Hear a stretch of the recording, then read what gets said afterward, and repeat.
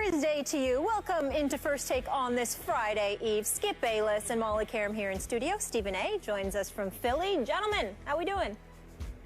What's up? What's up? Good morning. How y'all doing? Good. I can't wait for one topic down the line on this show. Porzingis is becoming the savior, the new superstar of the New York Knicks, and I can't wait to hear you bloviate about it. I have no comment. Yeah, I know, because you're going to have no comment when we get to the topic. Plead the fifth. Yeah. All right, let's work, gentlemen. Cowboys defensive end Greg Hardy proclaimed his innocence on Twitter by changing his Twitter profile a brief time on Wednesday morning. Here it is, quote, "Innocent until proven guilty. Lack of knowledge and information is just ignorance. The unjust treatment of different categories of people is discrimination." He wrote this in the account's bio. Now he's changed his bio and name again on Twitter. The change Hardy made on his bio was addressed by Jason Garrett yesterday. Here's Garrett on the Hardy situation. I think the biggest thing we try to do with any player is just address things when they come up, and we address them in-house, and we deal with things inside these walls, and then we move forward. Skip, what should Jerry Jones do?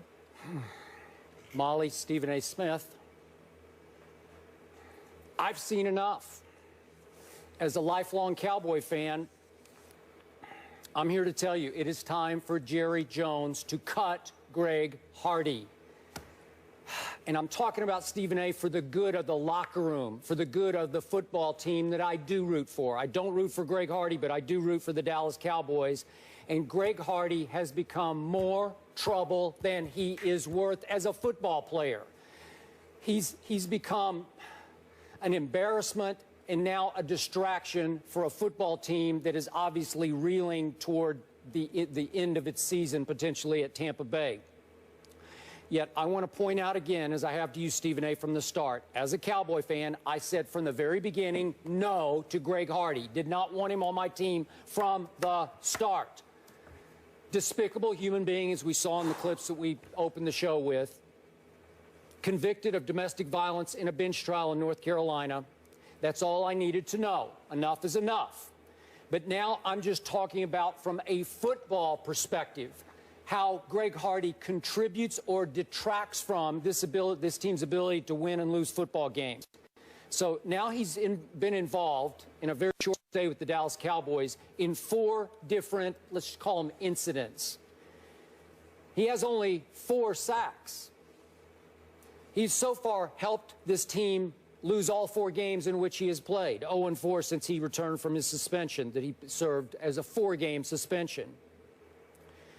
So, Stephen A., I look at this and I say, remember the first interview he did? I was out of my mind about that, how remorseless he was, how insensitive he was. I said, I'm ashamed and embarrassed as a Cowboy fan. And then saw the clip again. We both went off about him barging into that special teams huddle, like the idea of it, sort of the motivation of it, as he rebuked his teammates for allowing the 100-yard kickoff team by your Giants. But then he knocks the clipboard out of the coach's hands, and it's another embarrassing incident. Then he goes on Twitter last weekend with a non-apology apology that was just insulting to everybody's intelligence, that he regrets what happens in North Carolina, what happened in North Carolina. And he dug his PR hole even deeper. Now, as Molly read, to this. I guess he's proclaiming his innocence now on Twitter. They took it down, but nobody in this team can control Greg Hardy. Clearly, he's out of control, in need of more anger management. We saw from the sideline huddle, the special teams huddle. And obviously, Jason Garrett can't control him. Jason Garrett's just a Stepford coach to me, who robotically continues to say, we have dealt with this internally. Baloney. We know who runs the operation. Jerry Jones does. Do I think that Jerry Jones is loving the attention that Greg Hardy generates for a team that doesn't deserve any now, as it's plummeted to 2-6? Maybe he does. We know Showman Jerry, Barnum and Bailey Jerry, loves the attention sometimes more than winning. But in this case, for the sake of his football team, maybe galvanizing this football team, this locker room, reuniting a football team that can't be united with this distraction, this disgrace in the middle of its locker room as a quote-unquote leader of the team, according to Jerry and Jason Garrett. it's time to cut bait with Greg Hardy. Your thoughts? Well, my thoughts are, I agree with you. I said last week that they needed to cut him immediately in the aftermath of seeing those photos. There are a lot of people who lament the fact that it shouldn't take us seeing photos to draw that conclusion. They are absolutely right. It shouldn't take seeing those photos, seeing Nicole Holder's allegations completely validated in the minds of most people with common sense in this world. Greg Hardy looks like a complete villain. He looks vicious, and clearly what was exacted against Nicole Holder is not to be disputed based on photos that we have seen. It's just that simple. And in the aftermath of all of that, when you see those photos and you imagine what this girl went through at that particular moment in time, the horrific situation that it was, you know, how terrifying it must have been for her, you can't do anything but help have a level of sympathy and empathy to the extreme for her. And as a result of that, you look at Greg Hardy and you think he's a monster. You think that he's somebody that's completely out of control. And it's just that simple. So if you're the Dallas Cowboys, you have to make that decision, not because of your football team, but on behalf of all women out there who have been abused, who have suffered from abuse, particularly when you're Jerry Jones and your daughter has worked vehemently in support of those who have been domestically abused. To sit there and to have Greg Hardy on your team, one would argue, is an insult to the very daughter of Jerry Jones, by Jerry Jones himself. So that's something that he needs to consider, and that's why I think that you have to make the move that you have to make. But let me not sit up here and be a hypocrite. When Greg Hardy was first acquired by the Dallas, when the 10-game suspension was handed down to him by Commissioner Roger Goodell, I was in complete support of him being a member of the Cowboys, simply because I felt it was low risk, high reward. Here's a situation where he certainly can't afford to do anything like that again. He was handed the 10-game suspension, which all of us deemed acceptable. Combined with that 10-game suspension, you were going to have a situation where he was going to be on a check-to-check, week-to-week basis with the Dallas Cowboys, so it was simply low risk. And obviously, we'll talk about it later on in the show, how rooting for a team, for a play, or for a team doesn't necessarily mean that you're rooting for a player. We'll debate that issue a little bit later, Skip Bayless. But in the grand scheme of things, what he did was reprehensible. But I think we need to focus. We need to reel things in and get down to what this really is all about. Greg Hardy hasn't suffered enough in the eyes of a lot of people. It really comes down to that. Had he been suspended for 10 games, okay, then we would have sat there and said, okay, he's got 10-game suspension. Had he been suspended for the season, had he spent about 6 months in jail, then we wouldn't be saying this. We would consider him a deplorable, reprehensible human being, but we would move on from there. The real problem that everybody's having here is that he missed all but one game of last year, but was still paid $13.1 million. He got suspended 10 games, but then that was reduced to 4 games. He's still in a position to collect a vast chunk of the $11.3 million he has the potential to earn with the Dallas Cowboys by being a member of the Cowboys this season. So we see a guy didn't serve a day in jail, didn't get punished by the legal system, had his record completely expunged last week, still got paid millions last year for not playing, still getting paid millions this year for losing, while, by the way, bringing bad publicity to the very franchise that you're supposed to represent.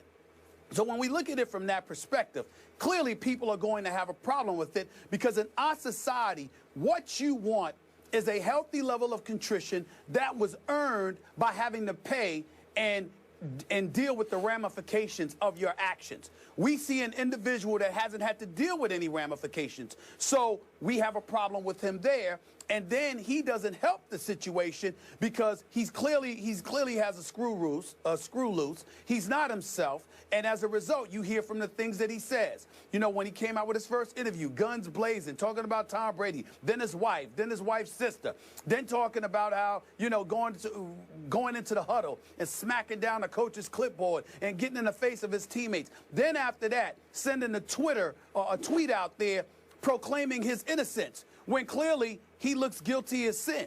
So when you look at all of these things, Skip Bayless, you might call him a despicable human being. I would say this to you. The only reason I stop short of that in any capacity is because I think this dude has a problem.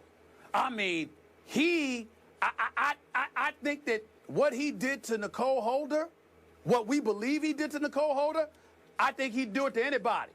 This ain't a Ray Rice situation to me where you got Ray Rice and he's getting into an issue with his then fiance, now wife, and what have you. And then he's forced to deal with the ramifications of his action. And after that, well, you know what? Contrition kicks in. And he's so sorry for everything that he's done. And he's trying to make amends for it and rehabilitate himself and his life.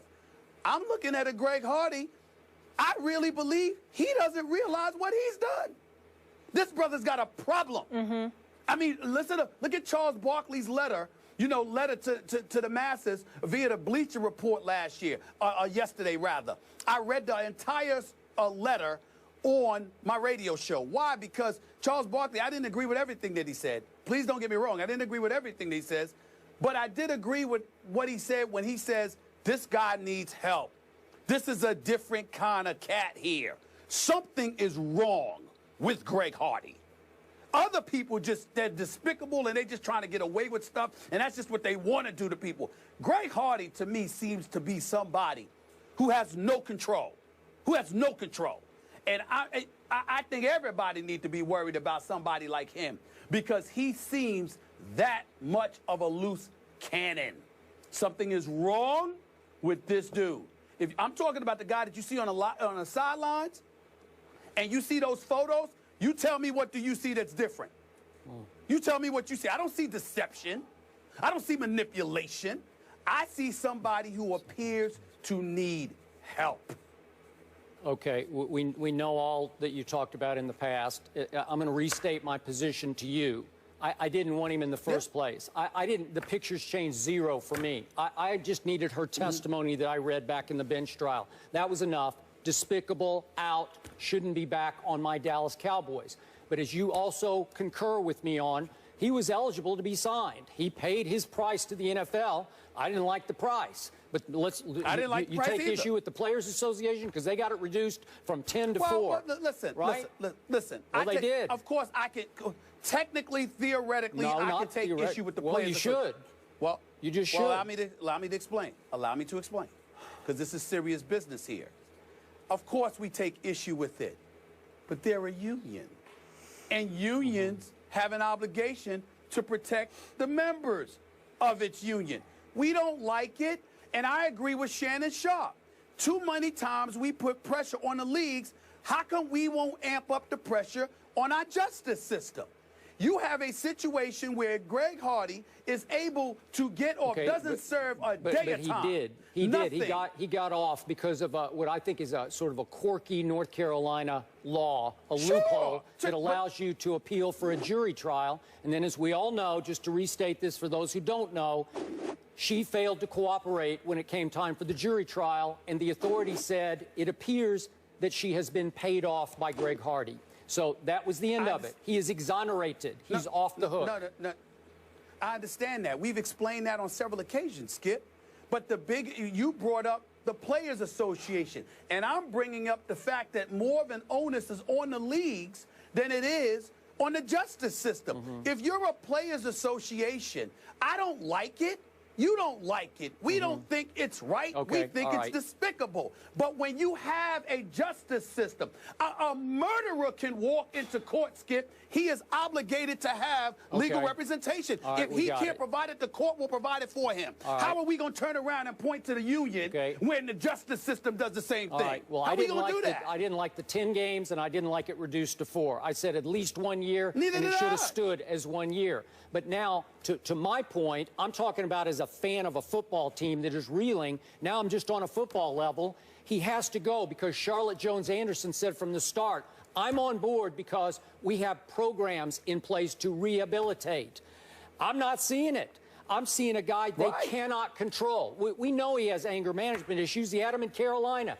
It's part and parcel as to why he's one of the best pass rushers in pro football. But to the point of the Eagles on Sunday night, they're all saying he seemed out of it. I think it's getting to him mentally. All the distractions, all the pressure. He's losing it, and they can't control him from losing it. Why didn't they? Exactly. Why didn't they prep him for the first interview he did? Why didn't the PR staff say, hey, maybe you should think about being a little remorseful here and be careful what you say? You know, mind your P's and Q's here, because you could step in it. And he stepped all over it.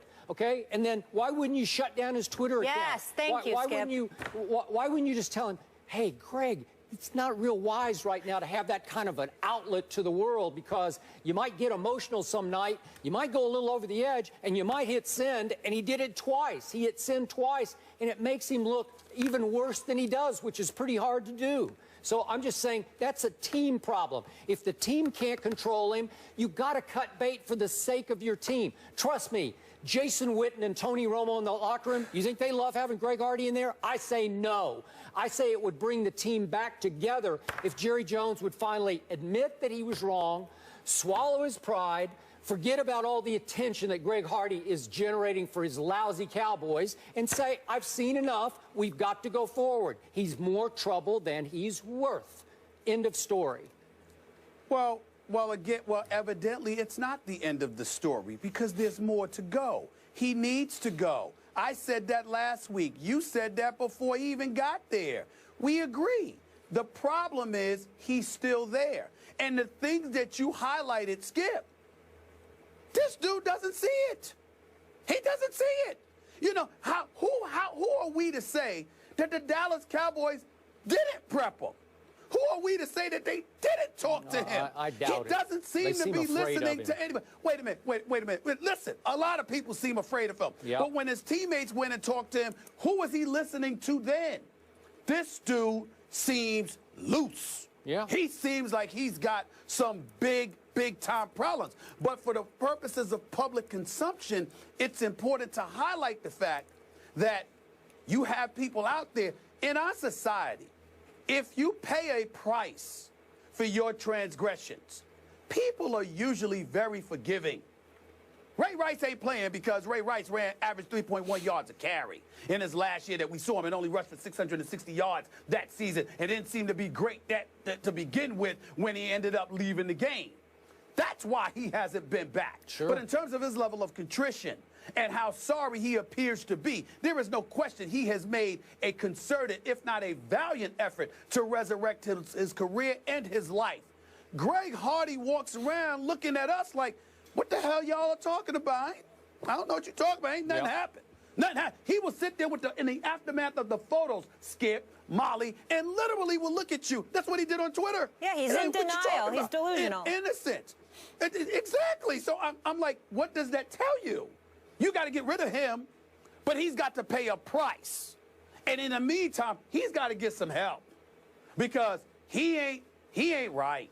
I don't know. I'm no psychologist or anything like that. I'm just projecting. I'm just speculating. He's not right. Something wrong with this boy.